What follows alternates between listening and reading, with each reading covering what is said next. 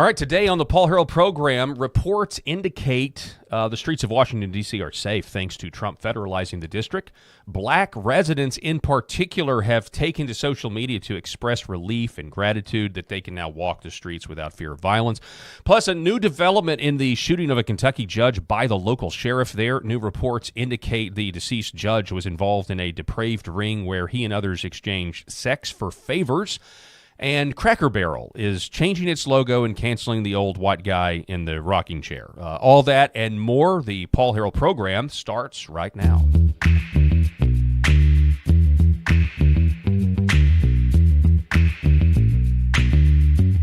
The Paul Harrell program. All right, folks, welcome. As always, I'm joined by my co-host, Rob Spencer. Rob, thank you so much for being with us, as always. Paul, it's great to be here as always, joined by an in-studio guest, a guy that you and I both know. His name is Jack Turner, a confessed and devout libertarian. Oh, no. That is incorrect. Perish the thought. This dude is a libertarian. You know, I don't even know that I can consider that anymore, Yeah. right? Like it's gotten so gray area these days that it's just like, I don't know. Can you really label? Yeah, well, I don't know that libertarian. I don't know that there's like much of like I don't know that libertarians really exist anymore because of the whole like you've kind of had to choose a side over That's the right. last 8 to 10 years. I was about to say the you gray know? area has gotten so wide that and then tribalism has taken over, so it's kind of like, well, you got to side one way or the other. It's There's crazy. no- So obviously we got a lot of headlines to get to. You know, JD Vance was getting heckled today. We're going to go over that video, Yes. and it's really, really interesting to see how, like, you know, someone I can't remember who it was. It was just talking about is like it's interesting seeing the Democrats twist themselves in a pretzel to decide what they're going to defend, and you're like, how dare you make our streets safer? Yeah, that's How exactly dare right. you? Yeah, it is incredible. So Union Station, not only the streets of D.C., you've got Union Station that is now humming and is a very, I mean, I've seen the videos, Yeah. and we kind of look like a first world country now. I don't know That's what right. to do about that. It's- There was some heckling going on of JD Vance, and he tells the story. I don't think that we've got this video pulled up, but he talked about how he was there last year or the year before, and there was so much heckling going on of him. And he just said, you know, it just scared my children. And it was heckling from like drug addicts and the homeless and all of this stuff, right? And so now he's there and it's heckling from the Democrats. And he's Yeah. like, you know, I'll take that. You know, feel like Over a the little homeless. bit over the drugged out homeless person that might come up and stab me, Right. kind of thing. You know, although we're gonna put it past the Democrats at this point. You know, if they got a chance, take a whack Right. at JD Vance. Who knows, right? But he was drawing that distinction, and it's just really, really interesting again to see what the Democrats will defend because Orange Man bad. Yeah. So I do want to spend just a few minutes. So Jack Turner, you're in the third seat today. Well, tell everybody what you do real quick. So Rob and I are business partners with the real estate company, New Horizon Real Estate, and then we also have a construction company that's, I guess, 3 years old now, Rob? Yeah, 2 I years, guess 3 at years this old, point, something like yeah. that. Aspen Prime Construction. That's right. Ask I've us how got- we came up with that name. You guys gave you me know? a hat, which is good. I like the hat. There you go. It's a trucker style Welcome hat, to the which tribe. is my Tribe. Yeah. favorite, Yeah. by the way. Yeah. But yeah, so we did the real estate thing for a few years and decided we needed a construction branch of what we do to either build our own inventory or just even take on other projects. So dove off into that world doing particularly commercial construction initially.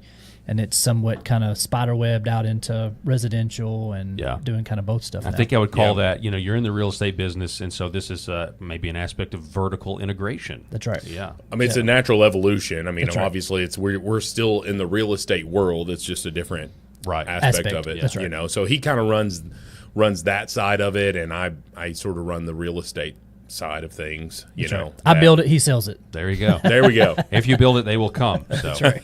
All right, here we go. Let's dive in to the news of the day.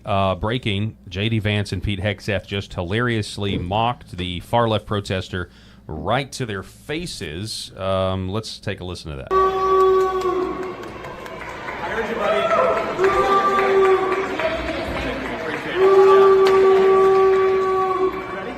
This is the guy who thinks people don't deserve law and order in their own community.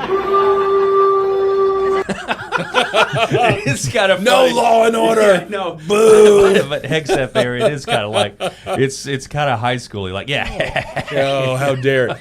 Oh, Hegseth, and good grief! Like, there's nothing sadder than a solo boo. Yeah, I like know. you got to have a chorus of boos. Yeah, it's You like can't the do opposite of solo a boo. slow clap. You're the first one to start clapping. You're the lone person in that whole room that's my. booing. But the interesting thing here is, I mean, there's plenty of social media posts out there of people, in particular black people that live in Washington, D.C. This is their response to Donald Trump federalizing D.C. Do you not understand that this is what the residents want? I'm not talking about the bougie upper echelons, bougie blacks.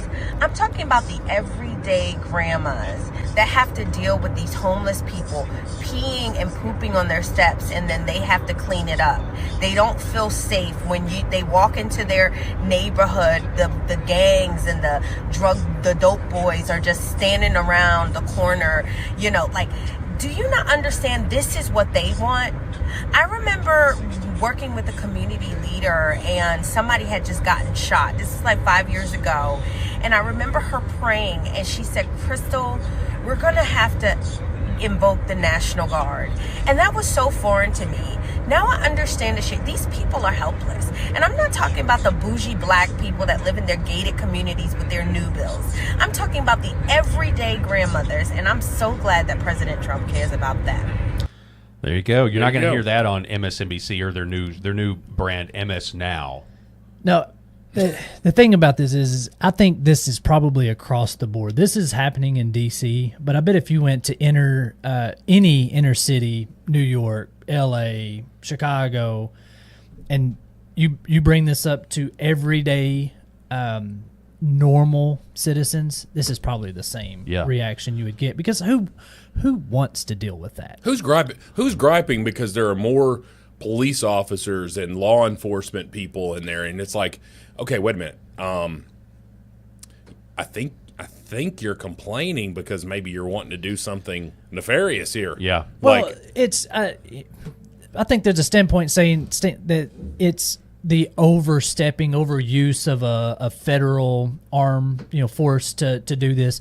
But if that local authority would just do it, he wouldn't have to. Yeah, right. Like that's, Well, and he's talking about, Trump mentioned after this, maybe we should do this in New York, maybe we should do this in Chicago. Oh, yeah. We'll see. And from a libertarian standpoint, I know there's some people that are like, well, is this the Rubicon? Because the Republicans are controlled, they're going to do that in these cities. But I mean, it needs to happen because they're lawless. Mm-hmm. But then at the same time, it sets the precedent. You get Gavin Newsom as president, and maybe, who knows, he gets mad enough at Arkansas, he sends troops down here because we're, I don't know, not letting men, change in the women's locker room or something like that. Right. Yeah, I mean, I think in their heart of hearts there that they realize that's not a hill they would want to die on, because that's just not. I get you're using hypothetically, but I think all of us, we're all affected by crime, some more so than others. But I mean, just think of that little grandma that's living in a her house is paid off, so she's unfortunately forced to live in this bad neighborhood crime-wise. Right. And, she doesn't care about the color of the skin or the president in the office. She cares whether she can go to the grocery store without getting robbed. And that's what this lady says here. This is an attorney or an attorney's assistant in D.C. Okay. Are you from the area of D.C. or are you a tourist? Sorry, the video's so small. You're born and raised in D.C. Are you here are you working in the area or just tourist right now? I work not far from here. Where do you, if you don't have to tell me, but where do you work? I work at a law firm So you're an attorney? No, but I assist. Oh, cool. So what are your thoughts? Today we're talking about D.C. crime rates. Is it safe to live in D.C.? Do you agree with President Trump federalizing for 30 days to sort of stamp down on crime? What are your thoughts? I agree with it. I was born and raised in the district, and I've never seen the things that I see today with children as young as 3 years old being shot. Yeah. I mean, where does that happen? I think it's a bad idea to fear what this president is doing. I mean, he actually lives in the city now. I mean, come on. Right. He would be foolish, I think, to ignore things like that. A child 3 years old being shot, or people being shot on the bus, or big balls Yeah. standing up to, this is all happening because, maybe it would have happened anyway, but Big Balls was the catalyst of this. Yeah. Right? Yeah. I mean, when you have someone who does Big Balls work in the Trump administration anymore? I don't think he does. Okay, so he was a Doge guy, Yeah. and he was out on a date with his lady friend, right? And they were attempting to carjack, the vehicle with his lady in the vehicle, right? And so he stands up to him and gets beat to a bloody pulp. But it was 1 against 12, or however many. There's now multiple. There's some reports are saying there was only like 2, but I don't know. The original reports were like it was like 8 or 9. Regardless, he was outnumbered. Yeah, it was more than one. Yeah, more than one. Yeah. The dude was outnumbered, and he thwarts the attack, right? And this is happening in our nation's capital. And we talked about this either earlier this week or last week. We just said, like you're talking about the leader of the free world resides in this, and in this city, and we are the most powerful, richest country in the world. And our nation's capital is a war zone. Is dangerous. a freaking, you can't walk through the street. What the hell? What are we doing? Does any rational person believe that is a good recipe for inspiring confidence that we know what we're doing especially when we go out and try to police the world? And I would if I'm a world leader, somewhere in Europe or Asia or something, I'm like, how about you clean up your capital, and then you come over here and tell me how to run my country? But what's also being done here is a response to that is that the local government of D.C., which is entirely run by progressive liberals who have a worldview that they don't want to enforce the law. I firmly believe they don't want to enforce the law because D.C. is a majority black city, and that conflicts with their worldview, right, of systemic racism. So we're not going to enforce any of the laws, and so that's what's being exposed here is that. And this is every major city. They're doing this. Right. They're not applying the law. Well, and we're also seeing, too, that, there's a lot of folks that believe a part of the illegal immigration that has been allowed to come into this country over the last few years has been to replace the black vote because we're seeing this. We're seeing these videos that used to be, these used to be reliable Democrat votes. And now they're more and more going to the Republican side because they're just like, well, what have the Democrats done for me? Yeah. What have you done for me lately? Right. Oh, excuse me. And right. And you remember, You gotta quit drinking those. I got to quit drinking these energy drinks on show. Just like pops back. But it's just a lot of carbonation. But anyway, so and then you see all these street interviews, and you're just like, hey, what party founded the KKK? Well, it was the Republican Party. No, it was actually the Democrat Party. Yeah. Like, well, Abraham Lincoln, Republican, Democrat, Whig, whatever you want to call him. Do you want to go there now? He was the. Let's do it. Let's do this. You sent me this, so you brought it up, so I think it's perfect. Democrat Party and chose the jackass as our mascot. Present-day Democrats will come to hate me, but that's your problem. Jackson started the Democrat Party to appeal to the common man. Democrats today sometimes give him credit for that, but only after calling him an evil white bigot. We were by far the pro-slavery party all the way through the Civil War. After the war, we cleaned up our act and supported the North's Reconstruction efforts. It's a turning point. Totally kidding. We doubled down on racism and became the party of the Klan. Then came the Depression. People lost trust in markets, so I wheeled in to drastically expand communism across the country, and Democrats been hooked ever since. Up until this point, blacks had always voted Republican as they were the party that freed the slaves. But after FDR's New Deal, blacks swung 75% Democrat. This was a complete realignment, not because of civil rights, but because of economics. All while the Democrats were still the party of the Klan, and their stronghold was the South. We pushed segregation throughout the South and filibustered the 1964 Civil Rights Act for 75 days. It wasn't until Republicans stepped up and found even more votes to pass the bill. 1, 2, 3. Gays for Palestine. Good luck with that. So anyway, to sum it all up, my party has changed a shit ton, but it's not because of the mythical party switch. Democrats controlled the South all the way through the 1990s. But they did adopt new policies like massive social spending and welfare programs that allowed them to appeal to more diverse voting groups. I was just about to say the big switch. Yeah, the big switch lie. Switch. Yeah. Yeah, I know, it's crazy. Y'all, Democrats were the party of the KKK. Well, it all switched back during that time. Yeah. A big change. Yeah, they all got together and had some sort of armistice and like just here, you take my positions and I'll take all your positions. Yeah. Like, well, who the does switch, that? the switch is there right at the end. That's the switch. Is they become the party of the social giving and mass deficit spending. I will say the my one critique of that video is, I mean, at this point on this side of the Civil Rights Act, that's not as much of the win as we think it is today. In terms of people are starting to revisit this idea of freedom of association and what that actually was.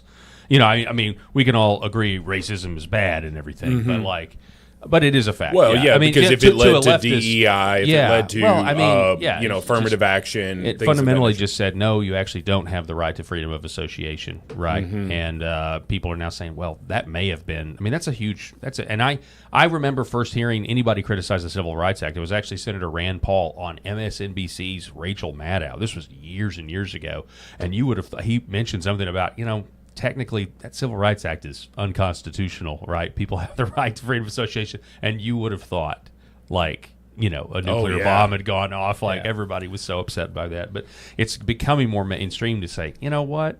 I mean, look what's happened in the last half of the 20th century.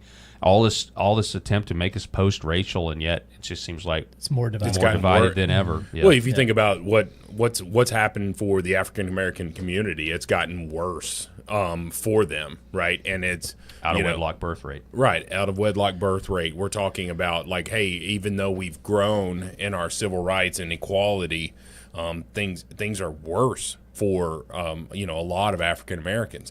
And it's like, okay, well, what's the number one determining factor? We've talked about that. Is it government overreach? Is it is it welfare programs? What is causing it? These inner city crime rates and all of that stuff. And it's like everything draws back to fatherless homes. We've mentioned it. I will stand and just beat that drum. It's like 91% of every person who is, like, if you take the prison population, regardless of ethnicity, 91% of them grew up without a father in the home. Yep. It's the number one indicator of whether you will be a felon. Yeah. I think in general, back then during the civil rights movement, that legislation on premise, like it was the right idea. Terrible execution over the past years. It's that I think that it in the moment it's like, hey, we need to do this, and they probably did at the time. Time of segregation and whatnot, civil rights movement. Well, yeah, like, you separate but equal. You're like, whoa, that's not right. Yeah, that's that. So the idea of it needed to exist. It was there. The right mentality was behind it, but I think probably 10 years after that was in place is when it all just kind of started going downhill from there, and that's when you had the fatherless birth rates and I just think it was probably like the beginning, like the first iteration of, well, if the people aren't going to behave socially the way we think they should, we'll just force it on them. So I think, did you say something about DEI? In a way, you could look at it as the beginning of that, right? Where over the last 10 years, the message from environmental social governments, from all these corporations and all the government was the exact same, right? Like men can be women, and Black Lives Matter and all of it. Like you heard the exact same message in the NBA, in the NFL, from the government, from giant corporations, Target. It was just like this convergence, Tractor Supply, even. So I don't know. It's a force. It's an attempt at social engineering, I guess, in a way. Well, so. and I think that African Americans, for the most part, are, they're waking up and realizing, okay, what is the Democratic Party actually doing for me? Yeah. Right. And like, why am I'm going to go pull that lever and I'm going to mark the D's next to the name here. But why? Why am I actually doing that? Like, do I even know who this person is, what they stand for, and all of that stuff? Or are they sitting here trying to post all of this stuff, say all of this stuff to fire me up and make me angry? When you look at Jasmine Crockett, literally her entire shtick is just fire up black people and make them angry. And it's like, okay, but what are you actually doing for black people? Yeah, you want to talk about Jasmine Crockett. You just keep getting ahead of me. No, I'm just this is where my brain's like going. It's just like what are you actually name one piece of legislation. Like yeah. But here's the thing. Like name one piece of legislation that Jasmine Crockett has been able to push through that's helped black people. Like Texas, you're going to go if you go vote for that woman. What has she actually done for you? Name one thing. Nothing. All she does is do this crap. Yeah, compares Republicans to the KKK. I talk to black folk all the time as somebody that's a child of a preacher. Listen, most black people are not Republicans simply because we just is like, y'all racist. I can't hang out with the KKK in them. That's really what it is. But when we think about who we are as black people and we think about where we come from, most black people have very conservative values, right? But the reality is that, like, we just can't side with, like, the neo-Nazis in them. We not dealing with y'all like that, right? She's actually. I don't That's think about she's, the only honest thing she's ever said. I was like, I don't think she's wrong. I truly like. That's honestly like. I've got one of my closest friends, pastor, in Osceola. Like, when it comes to values and morals, it would strictly line up as a conservative, right? Like, whether it just be slightly over the fence or, I mean, he's not. I wouldn't say he's MAGA by any sort, but conservative. But she's not right. They assume that KKK, racism, neo-Nazi, right, because they are on the right side. It's like right around the corner, though. Yeah, it's guilty by association. Yeah. We can't. They as African Americans can't associate as a Republican because of the people that are on the Republican side. Yeah, the neo-Nazi, the KKK, It doesn't matter. Or the perception that they have a giant influence in. It doesn't matter that the Democrats formed the KKK. They believed that there was this mythical party switch that happened. Well, but even from that standpoint, regardless of who formed it today, right? You've got the neo-Nazism and the KKK, or the racist side of our social system tends to be on the right side, the far right side, right? I mean, granted, there's racists on both sides of the fence, but what you hear about is the racism on the right. Who's to say? I mean, maybe what we saw in 2024 was an actual political realignment. Oh yeah, right, with the Maha, RFK, Silicon Valley kind of going up against Wall Street, like right. Every society is going to have elites. So in a way, it was a war of these elites, and now you've got people in Washington D.C. saying, "Hey, it's actually nice to have safe streets."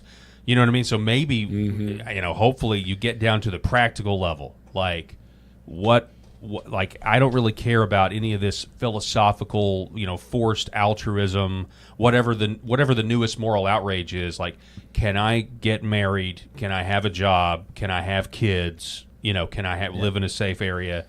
I think we're finally getting that because people are realizing that both sides of the uniparty, they haven't done that at all. Right. Yeah. So and I think next election cycle, not the midterms, but the presidential election cycle, the only way the Democrats have a shot at this is, one, if the Republicans put up a terrible nominee, right.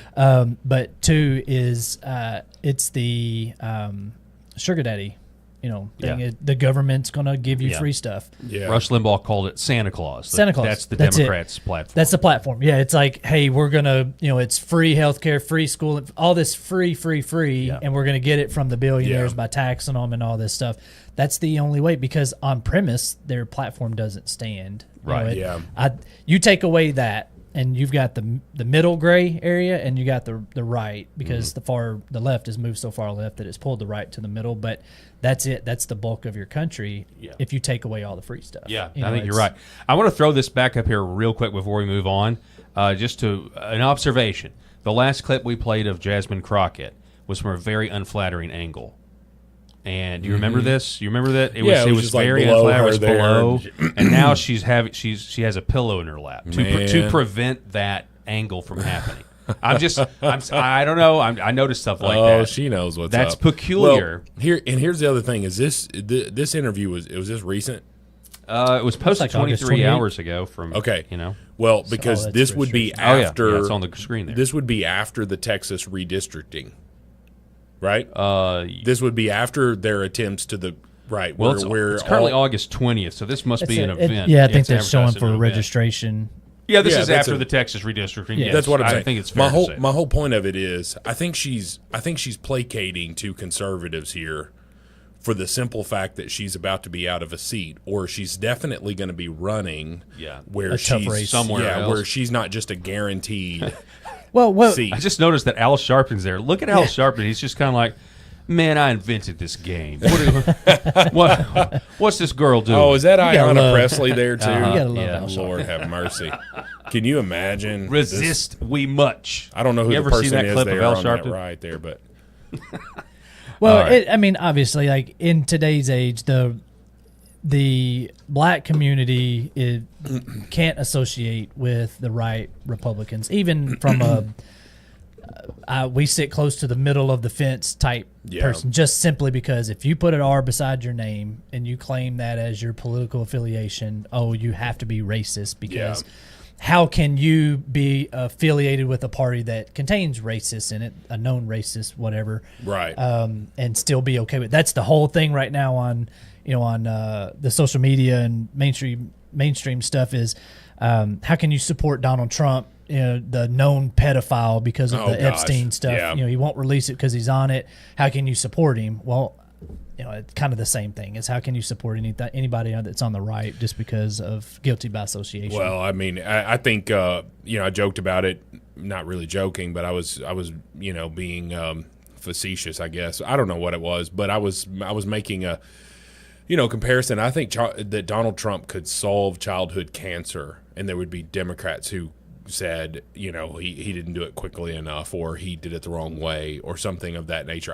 There's no way in the world they're ever going to give him any sort of credit. And so same thing with this DC stuff. Yeah, had this Epstein list thing not been a thing, then what would they be attacking right now? Hell, they're attacking his peace negotiations for the Ukraine-Russia war, and you're just like, what? Yeah. They're saying, well, you should have. I saw a clip thing that you should have called Putin while you had I saw that too. the leaders there, and you're like, he just met with Putin 2 days ago. Yeah. He got Putin's list of demands. Now he's going back to this other side. He's trying to broker a peace deal. Yeah.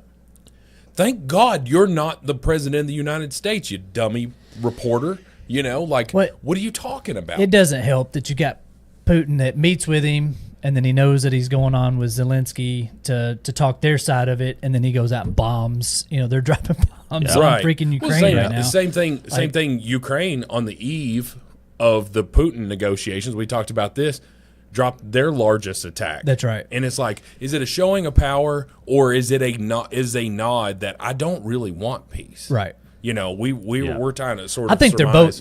they're both just playing. They're playing their hand, saying, you can talk negotiations, but until I get what I want, right. I'm not. Yeah. I'm not Well, the doing difference this. being is when the war ends, Vladimir Putin will stay in power. That's right. And Zelensky, Zelensky will not He'll be be in gone. power. Yeah. So there's a big difference there.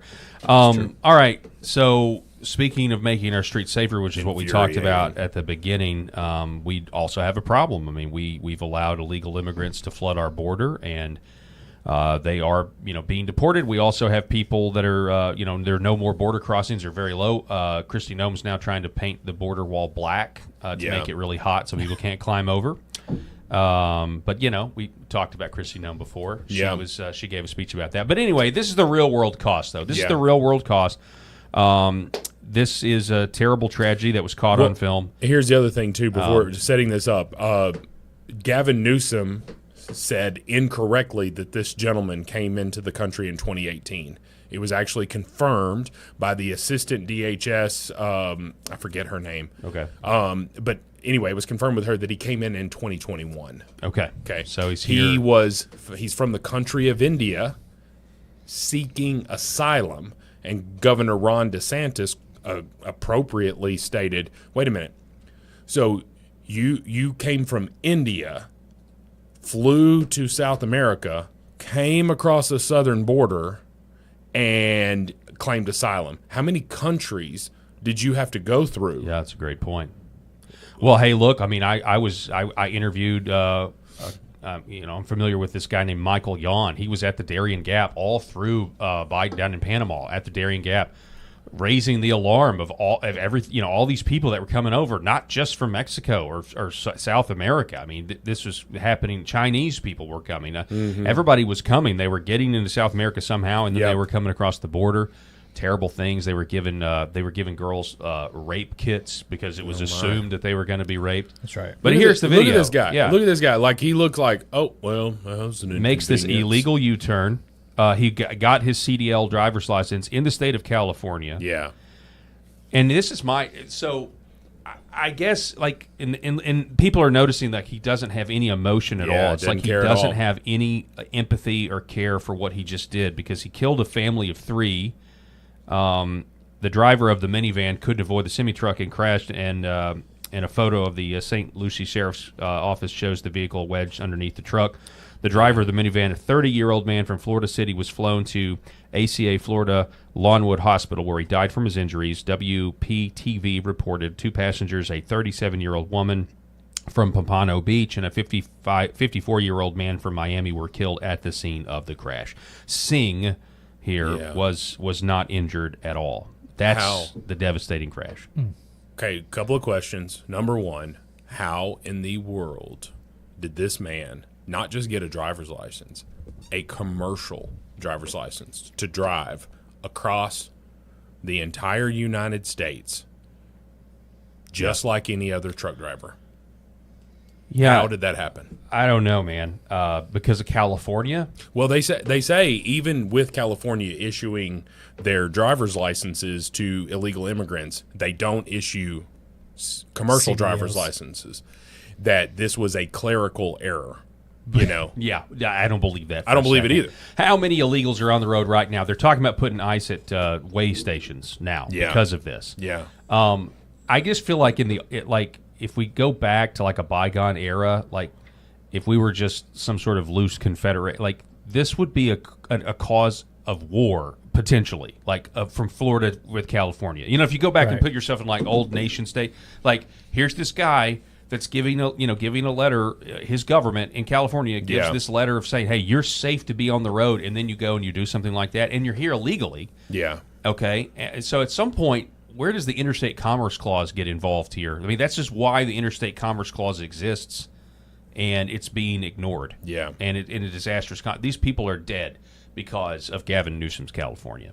Maybe, obviously not him directly, but somebody, the buck's got to stop somewhere. Yeah, somebody issued the license, right? Yeah, to somebody that was not really supposed to have it. So there's somebody's got to be able to. Well, and the other thing is, there's basically a lot of talk about how they should, the family should bring a wrongful death suit against the state of California, and I don't know how successful that would be. But if they're suing in the state of Florida, it seems as if they would have a much better opportunity to hold California, because California would have to come to right. I don't know, but I don't see how in the world California is not at fault. Like, there's no way they're not at fault here. Is there any information about the company that hired? I don't have that. I don't have that with me. That'd be a curious question too. Is right. So if it's a commercial freightliner company, yeah, that's kind of the big thing right now with companies hiring illegal immigrants to work for them. This falls right in line with that. It does. I agree with that. But they hide behind, well, he had all the legitimate documents. Well, but did he? I mean, because think about this: if you're hired as an employee, right? Like we're 1099, we're contract labor, so maybe that was the case. But if he was hired as an employee of this company, then that's not just a driver's license. Right. You've got to have other documentation there. And a lot of those companies that broker these things, they're hiring independent contractors. Those drivers have their own company per se, and then they just they get on this website and like pick up but freight still, charges. Like when I'd ship a car, I didn't hold the driver responsible. I held the freight company that carried the insurance and the liability and everything for that driver, because that's what they assume just when they hired that particular driver. I'd be curious if he was Was he driving his own truck? Was he driving a company truck? Who hired him? If it's all his, then that's a major breakdown of our system to allow an illegal immigrant that wasn't supposed to have a CDL. He was able to buy a truck. He was able to pick up a load, right? So using a central dispatch system to even broker the load to go get, and then ends up killing the family on the streets. And then doing an illegal U-turn. ICE put a detainer on him, and I'm like, this is a guy that, in my opinion, needs to serve out the rest of his natural born life in prison. So I don't want him deported so that he can come back under the next of course not. Democrat president. Because there will be another Democrat president. He may end up in El Salvador. I mean, I know he's not from El Salvador, but he may end up there. And he fled. He as soon as this happened, he got on a plane to California, and he was arrested in California. Yeah. Right. And so he figured that sanctuary city would save him. Yeah, I'm sure. Probably did. Yeah. So, anyway, I wonder how Newsom felt about that. Yeah. Well, he's going after him. He's like that. He came in. He was saying that he came in during Donald Trump. He even posted about it. Newsom posted that he came in under Donald Trump, and you're like, yeah, no, that's not what the documentation shows. You're trying to pass the buck. Your state gave him a CDL. Yeah. So let's start with that. It doesn't matter when he came in. Yeah. Right. There were people. We all understand that even with Donald Trump as president in 2018, when they said that this guy came in falsely, that there were people still coming across the border. Right. I mean, they were. ICE was doing the best that they could. Border Patrol was doing the best that they could. But the dude came into the country regardless. It doesn't mean that he deserved a CDL. And he got a CDL, and you saw what happened. 3 people are dead. Well, yeah, and so that kind of also goes with this idea of the jobs they're taking from Americans that actually live here. Well, and look at the ages, 30, 37. Yeah, and I know the argument about, well, they're doing jobs Americans. There are plenty of Americans that want to drive a truck. Yeah. We're not talking about we're coming, we're coming up with the driverless trucks there now which is a terrible idea. Well, honestly, is it going to be worse? Tesla stuff is really cool. I'd use that all the time. Yeah, the driverless truck. Well, what do you? I'm sorry. The Tesla, just in general, the auto, autopilot or whatever it is. Yeah, I think it's super cool. Well, I stand by. I think it was Tucker Carlson that said this a long time ago. He was in an interview with Ben Shapiro, and he said, I would ban driverless. Driverless big rig trucks 100%, because it's like one of the last things where a guy without a college education can go on the road and make $90,000 a year and provide for his family. And he said the societal cost from that. Yeah. Where when men can't get jobs to feed their families, the societal cost from that, the breakdown of society, is not worth having. Basically, we can be free market people. And then he said, but I don't pledge some Nicene creed to capitalism. Yeah. Right. It goes back to the practicality. Like what's actually happening? Can we have families? Can we have kids? Can we provide for them? Right. That's what really matters. Yeah. Look at the annual income of some of these hazmat drivers, the ones that drive hazardous materials such as gasoline, you've got a fuel truck or something, anything with those hazmat. Now those are highly regulated hazmat drivers. I think they have to go through extensive physicals once a year, which is we don't need you having a heart attack if you're driving a tanker truck or full be of blind. Gas. Right. Yeah. Correct. Be blind. Yeah. I don't need you blind driving a tanker. Right. And so, but some of those people, I mean, not required a high school diploma, to your point, to Tucker's point, and those dudes are making $150,000, $200,000 a year if they hustle. You used to. I don't know if you could now, but that's a thing in that industry in general. The wages for truck drivers has decreased because of the plethora of cheap drivers available, whether they're licensed or not. In this case, this guy shouldn't have had what he had, but there are legitimate immigrants that are in our country that drive taxis and trucks and whatnot. You can go to any truck stop, Love's, and walk through the truck bay in the diesel side, and you'll see it. There's a larger minority population that drive trucks today than what there was 10, 15, 20 years ago.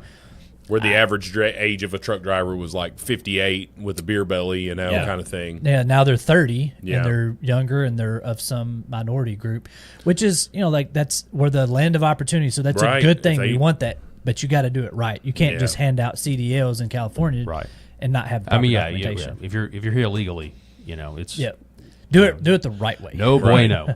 Yeah. So let's get to this Kentucky story before we run out of time. This is a wild story. We got a new development. So last year, the video went pretty viral.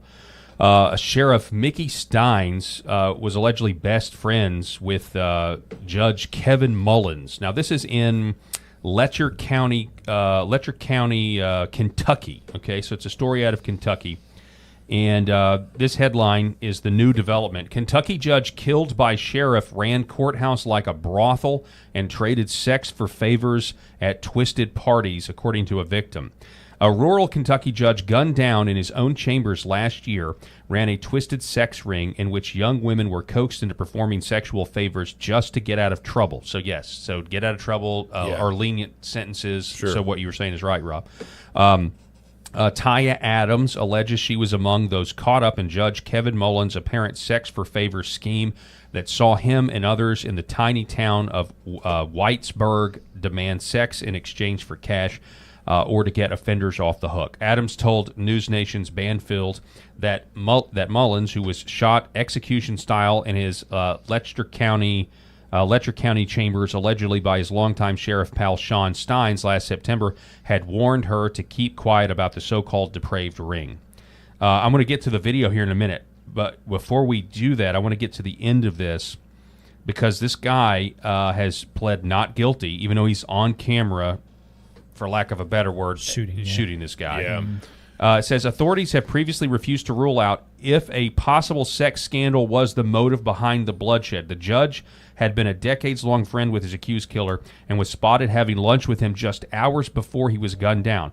Chilling surveillance footage allegedly captured. Allegedly captured. It did capture the sheriff. Well, they have to put that allegedly. Yeah. Steins then walked out and immediately surrendered to cops, telling them they're trying to kidnap my wife and kid. The sheriff's attorney later described the execution-style shooting as a crime of passion due to an extreme emotional disturbance. Steins, who resigned days later after the shooting, is being held in Eastern Kentucky jail with that bond. He pled not guilty. So, any thoughts, concern? I mean, this is a mysterious case, but we have more context of it now. Before I get to the video, anybody got anything? No, there was also a possible motive being floated around there that this guy's teenage daughter, had appeared in front of the judge, and that this guy saw text messages. But all of that stuff's alleged. I don't know if any of that stuff's true at this point. We won't know because I'm sure that they're keeping a lot of this stuff under wraps. But what father wouldn't that had a daughter that caught this? If you had access to the person like this, it's like what father wouldn't? It's like Aaron Spencer all over again. The Arkansas dad that caught his daughter, being kidnapped. I think the dads that don't do this have a tremendous amount of self-control. So the crime of passion is 100%. I think it at best that's what that is. You may have and we may have a time to kill situation here. Yes, they deserve to die, and I hope they burn in hell. That's right. He may have a temporary insanity plea at this point. That might be the non-guilty. At this point, all this stuff. For the defense, all this stuff has to come out in order to paint the picture. That's right. So who knows what else? Yeah, it's all right. Listen to this. You're saying it like it's so normal, but I just want to make sure. Yeah. So the judge would have sex with inmates from the jail. Yes. And you saw it. Yes, I was part of it. I was one of them. Not just from being in jail, like coming in off the street and seeing them. Yeah. How did they keep it a secret? It wasn't a secret. Wasn't a secret. Why did you feel like you had to have sex with the judge? Because he's the one with the power. He holds my entire life in his hands. He's the one that makes the decisions over whether I get to keep my children or not. He's the one that makes the decisions on whether I go to jail. Did anything ever happen to you in the jail? Because you talk about having sex with the judge, but that was mostly when you were out, right? Trying to avoid. Yeah. Did the judge ever say, you have to do this, or if you do this, you come see me 3 times and we'll take care of this? if it's a ticket or something, you know, or you get some minor charge, some petty charge. Come visit me a few times. We'll take care of it. He would say that. Absolutely. Yeah. And how many women do you think were also doing this? Total over the years, hundreds. Yeah. So. And not just for the women who had charges. Like if your man or somebody, your child is in there, then you could go see him for that too. I think it'd be interesting if anybody else comes out. One person saying it's kind of tricky in this case, but if you have, now that she's broken the seal, 10, 15 more come out to, because she says hundreds, just get 10% of that or a percent of that. Get you know. Really, if there were 3 different women not connected that came out, I mean, I think that's going to be enough. Yeah. Yeah, you know, there are also the allegations of these. I mean, it wasn't just the judge. There was other people involved too. They had they had parties and everything else. And she does say later in the interview, I thought I had that one pulled up, but I had a different one where she says, you know, I mean, it wasn't rape. You know, we were consenting. Yeah. In exchange, but you know, we all had problems that we needed solved. We didn't want the law. Apparently, it was rampant. She says it was rampant. Everybody knew about it in the government there in. Where's this Whitestown or whatever it said it was? Anyway, in Letcher County, Kentucky. So it's pretty corrupt. And I will say it's not uncommon, right? We have. I went ahead and pulled this because I know this is an AI overview and AI can make mistakes, but I can verify that this is accurate because I remember it. I remember reporting on this back when I was on radio. This is not in our home state of Arkansas. You had Thomas David Caruth, a former Monroe County judge, was sentenced to 2 years in federal prison for obstruction of justice in May 2025. He was accused of soliciting sex from a defendant's girlfriend in exchange for lenient treatment in 2022 and subsequently lying to the FBI about it. Then you had Joseph Bachman from Cross County, which is just south of us, pleaded guilty to charges including wire fraud and witness tampering in 2017. He was accused of taking thousands of lewd photographs of young male defendants and offering reduced sentences in exchange for sexual favors or their agreement to be photographed naked or paddled. According to Yahoo News, he was sentenced to 5 years in prison in February of 2018. It's interesting. Wonder what he was doing with those photos. I wonder if he was sharing those photos with anyone. Well, it could have been for his own personal viewing pleasure later in the fact, but it could have also been even further, which is a database. I have a feeling. Timothy Parker, a Carroll County judge, resigned in 2017 after facing allegations of granting leniency to female defendants in exchange for sexual favors. He denied the charges, but agreed to not serve as judge again. So my point is I mean, how rampant is this in our own society? A society that we're a small state too, right? We're a small state, Kentucky. I mean, is this happening everywhere? I mean, how many judges are actually sick, depraved creeps? This is why there's zero confidence in our legal system today by the general populace. It's just stuff like this, man. They're there fighting this, supposedly fighting, you know, sex crimes and child sex, you know, predatory crimes, and they're the ones enacting in it. Obviously, well, just think about it. You know, you got it on the fame. You know, with the Caruth there, it just said a defendant's girlfriend. So apparently, defendant comes into court and he's got a attractive, you know, or at least the judge thought that the defendant's girlfriend is attractive. And basically just says, "Hey, if your girlfriend does the deed here, I'll be lenient on you." That's like what's the indecent proposal, or what's the how does that even come about? Like you step back and think about this. You show up to court, right? You're a courtroom full of people. How does this even start? How does this conversation even start? You know, well, what I mean? Because like, if you're having a defendant coming back to your chambers. So is that what it is? They're coming back to the chambers? I think a lot of this bad stuff happens inside judges' chambers. Yeah. So it's like, hey, you know, I need to see you back in the chambers to discuss your situation, and then it's brought up. Yeah, right. Yes.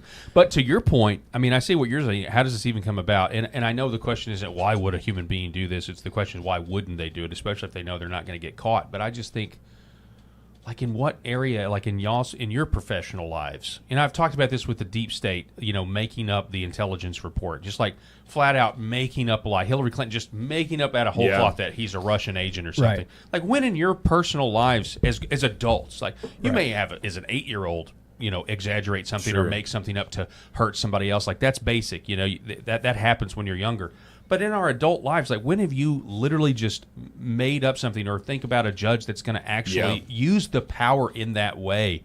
Right. I mean, it really just goes to show you that, like, you guys are out there building stuff. You guys are out there contributing, right? It's the people that don't do those things that are attracted to power. Not that everybody in power is like that, but because of our human nature, I feel like, and the way our system, it's going to attract, even in a democratic election, it's going to attract those that want the power, want to tear other people down, and want to just all be about themselves. And going into roles like that as a judge, you would have I think you carry some sort of weight that you have to assume at some point you're going to be propositioned, right? It's kind of like even being a landlord, police officer too, like owning rental property. At some point, you kind of have to have this thought in the back of your mind, like, hey, at some point, somebody's gonna some single mom's not going to be able to make the rent. She's at, whether they ever do or not, but it could obviously come up, right? Like, what can I do to help, get my rent? Away. Yeah.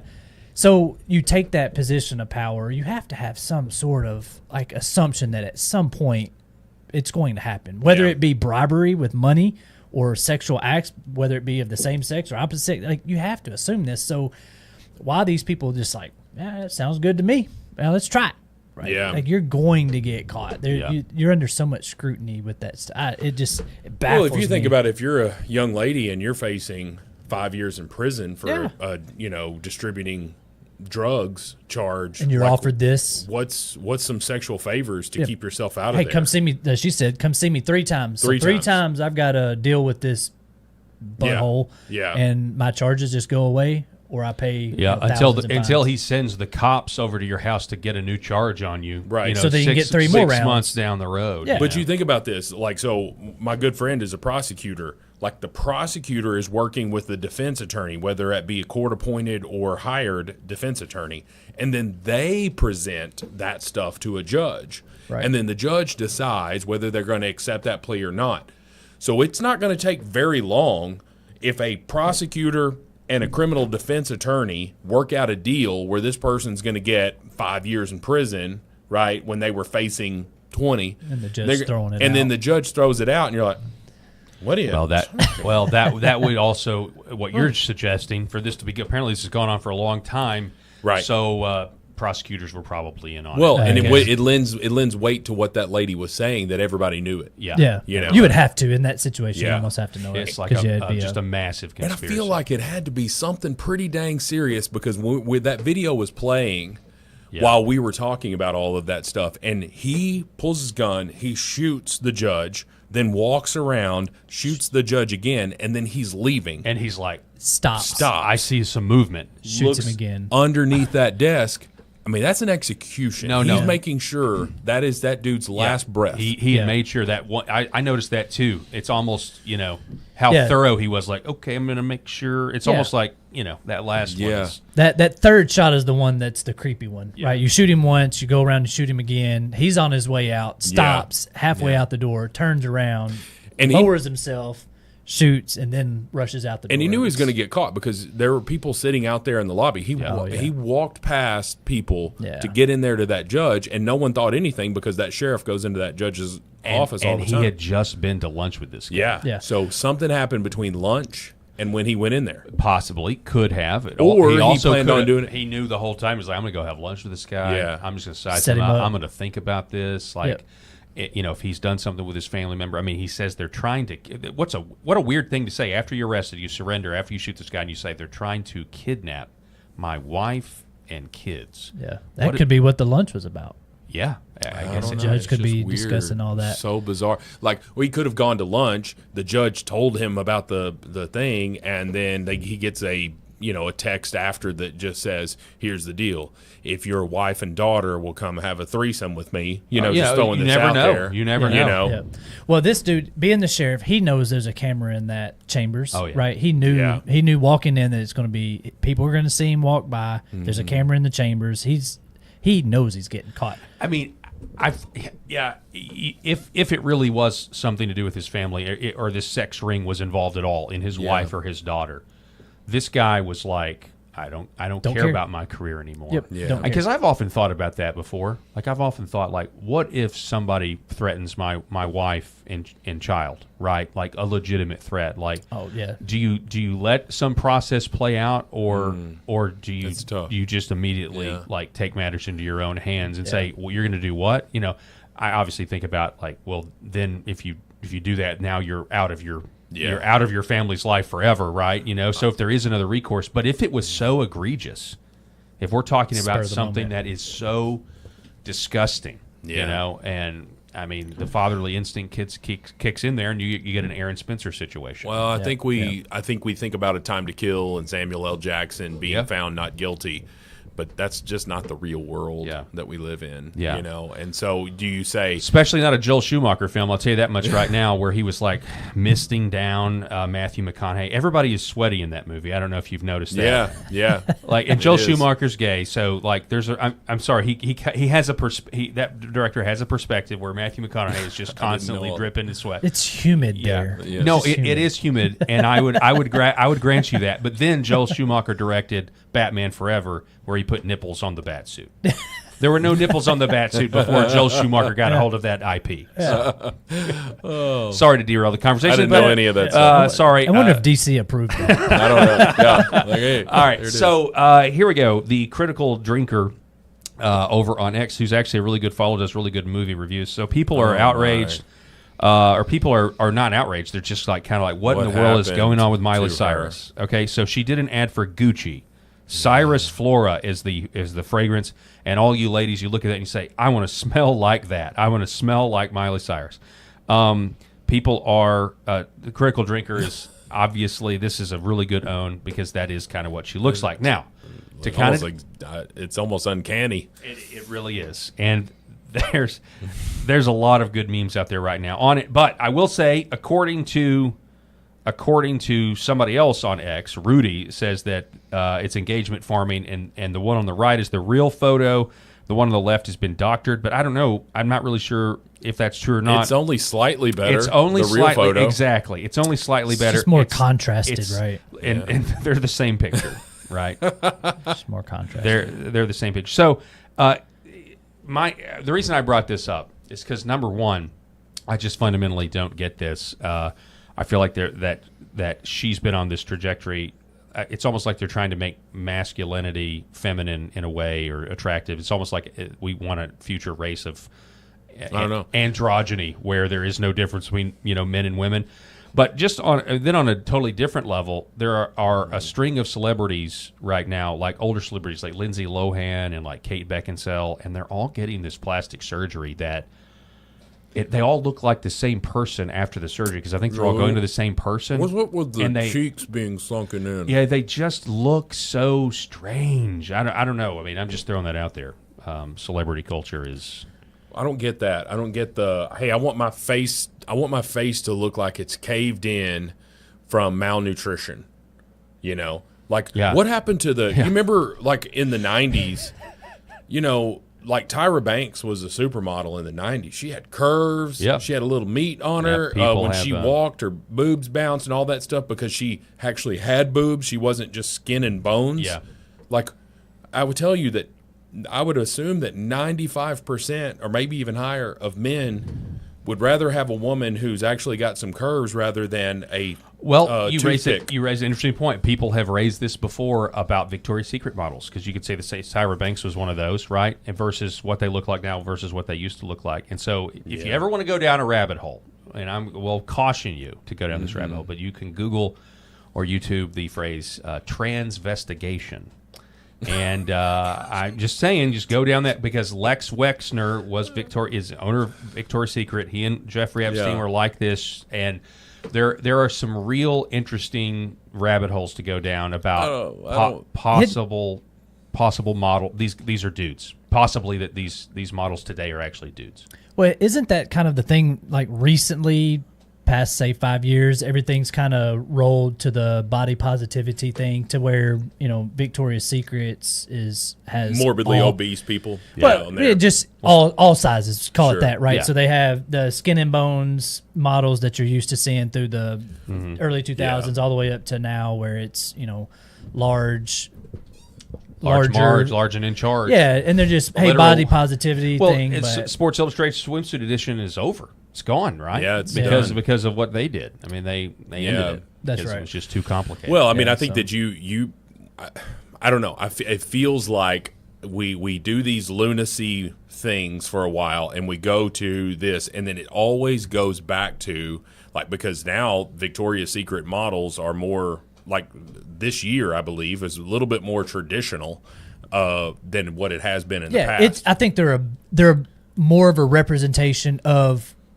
our culture, as opposed to the very small minority that look like Miley Cyrus or their Skin and Bones, right? Yeah. And I'm not saying that people are fat or anything, but I'm just saying it's just a. Well, you can on this show. You don't have to worry about that. Right, but I think it's just this inclusivity thing that Victoria's Secret, that they've probably woken up to it. Like you had all this body shaming for a while. Now it's body inclusivity. And it's what they're marketing is more of a representation of our current. Yeah. Well, it also comes down to RFK and Maha, being obese. Like we can't lie to people and say that that's healthy. Right. I mean, come on. But again, I'm not trying to rip on anybody. I need to lose weight. I do too, Rob. I'm not trying to rip on anybody, but I will say that I just think that the majority of men are not attracted to what we saw there in the potential Gucci ad. That's just not where America is. I would say the majority of men, and even is that what you're trying to project to women? Do women look at that and say? I was just about to say their stance. I say there as in probably the feminist side of things is they're not trying to cater to 45-year-old white man with that image. Gucci is a predominantly female client base or customer base. Same thing with Victoria's Secrets, from a standpoint that they know that there's men on the backside of that, that's pushing their women to, hey, I want you to wear this stuff or whatever. So it goes the same way with the big, eyelashes and the, lip fillers and all that stuff. Is you say, well, why did that look silly to us? So why do you do it? Well, I'm not doing it for you. I'm doing it for myself. Well, a lot of these women look like those, they've got the wax. It's almost like the old school wax lips. Those wax lips, and just like, you looked in the mirror and you said that looked okay. Okay. Yeah. Well, all right. So we're basically out of time. I didn't get to this, but we did tease it at the beginning, so I wanted to touch on it. R.N. McIntyre, who's a great follow, he just went on Tucker Carlson, by the way. Cracker Barrel has been undergoing a slow-motion version of the Bud Light self-immolation for several years. Should generate some questions about the responsiveness of capital to market incentives. Cracker Barrel's old logo versus this should be a war crime. Yeah, I agree. This is the you got the old logo with the guy in the chair up against a barrel. Yeah. And look. Well, that's so bland. Just okay, if you want to drop the old white guy, but leave the barrel in there and keep the general design of it. But wow, that's so bland now. They can't handle it. I don't know, man. It's when you walk in the front door of Cracker Barrel, and people may be watching this, from a place that does not have Cracker Barrel, and when you walk in, the entryway is a store. Yeah. And it's like an old country store, and that's what it is. It's got all these old things in there, paddle balls with the rubber balls on them, and all that. Paddles with the rubber balls on them, like stuff that you remember when you were a kid or whatever. So, but that top logo fully embodies what you're going to see as soon as you walk in that door. They're taking the cracker out of the Cracker Barrel. They literally on their front porches. That's a cracker there. Come on, man. This is our word. Their front porches have the wooden chairs and the barrels there. And the checkers. People sit out there and wait. You can sit That's in a rocker. part of it. You can sit in a rocker waiting for this, and then you walk through the whole store. The whole restaurant is just catered to what you would imagine. Well, world just like what everybody says, a lot of these decisions are made because the tops of the people at the company are white liberal women. We're not going to have time to play it, but this is the CEO. She looks it. Yeah, Julie Fels-Massino. I mean, does she look like she grew up going to Cracker Barrel? No. No, does she know what Uncle Herschel's favorite is? No. She didn't grow up knowing what Uncle Herschel's favorite is. She looks like she starts her day not with eggs and bacon and a cup of coffee.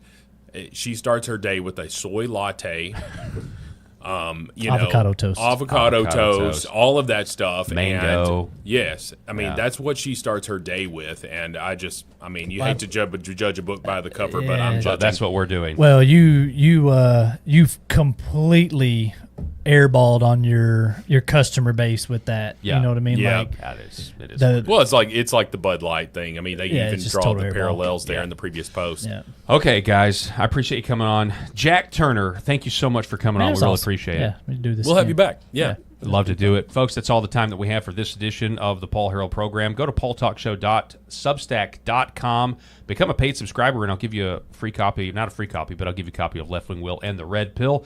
God bless everybody out there watching, and we will see you tomorrow.